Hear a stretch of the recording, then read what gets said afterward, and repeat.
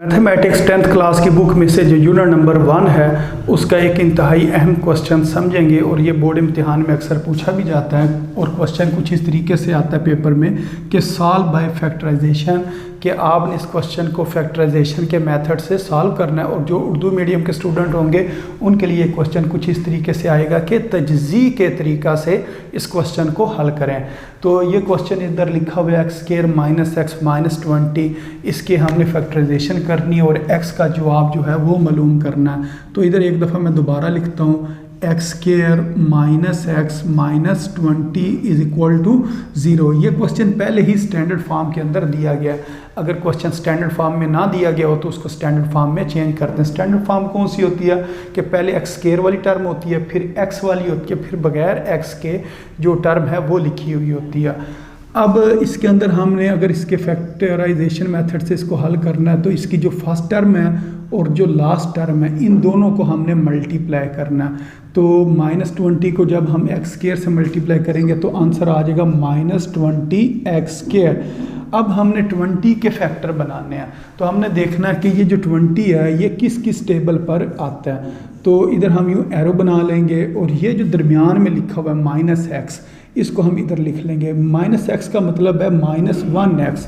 अब 20 हमने देखना किस किस टेबल पर आता है। तो 1 को अगर हम 20 से मल्टीप्लाई करें तो यानी कि 120 टाइम्स 20 होता है। इसी तरह 2 के टेबल पर 20 आता है, 2 10 टाइम्स 20 होता है। 3 के टेबल पर 20 नहीं आता है। इसी तरह 4 के टेबल पर 20 आता है। 4 5 टाइम्स क्या होता है 20 होता है। तो अब हमने बनाना कितना है, माइनस 1x बनाना है। तो 1 किससे बन सकता है, इससे तो 21 बनेगा या 19, इससे 12 बनेगा या 8 बनेगा, इससे यहाँ बनेगा 9, यहाँ बनेगा 1। तो इसका मतलब ये वाला ठीक है।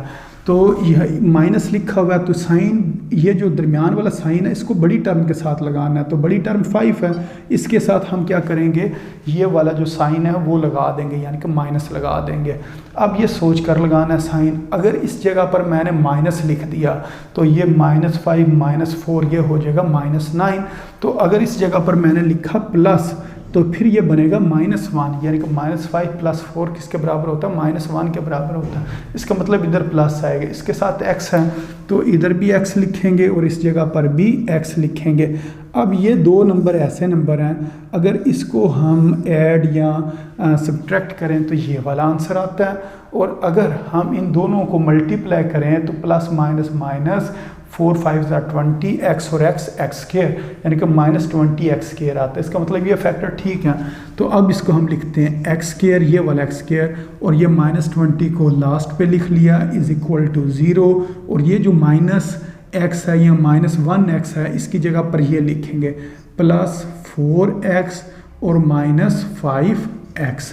अब आपने एक काम मज़ीद करना, वो ये करना है कि x square plus 4x minus 5x, और ये जो है ना 20, इसको आप लिख लें 5 मल्टीप्लाई 4, 5 मल्टीप्लाई 4। वो क्यों लिखना है, क्योंकि यहाँ से जब हमने 5 कॉमन निकालना है ना तो फिर हमें आसानी रहेगी, हमें पता होगा कि पीछे हमने क्या चीज़ बचानी है।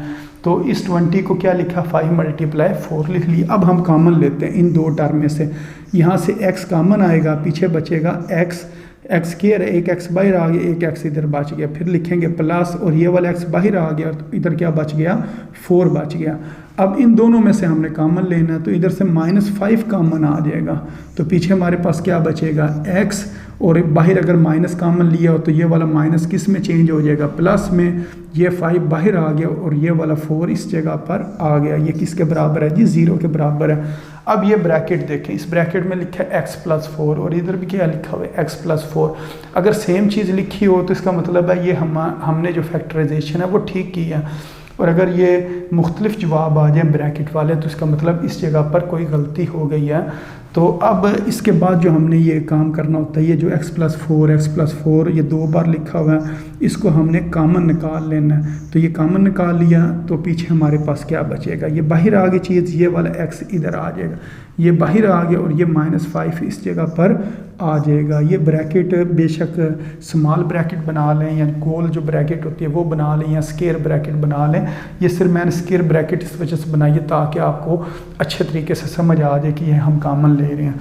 तो अब ये x प्लस जो 4 है, या तो ये बराबर 0 के होगा या ये जो x -5 लिखा हुआ है इसको आप बराबर 0 के लिख लें। अब बेशक ये ब्रैकेट लगाएं ना लगाएं ये आपकी मर्ज़ी है। अब ये जो +4 है इधर आके इसने हो जाना -4, तो 1x का ये जवाब निकल आया। और ये जो -5 है इसने दूसरी तरफ जाकर +5 हो जाना, 1x का ये जवाब आ गया। अब इसका हम लिखेंगे सॉल्यूशन सेट।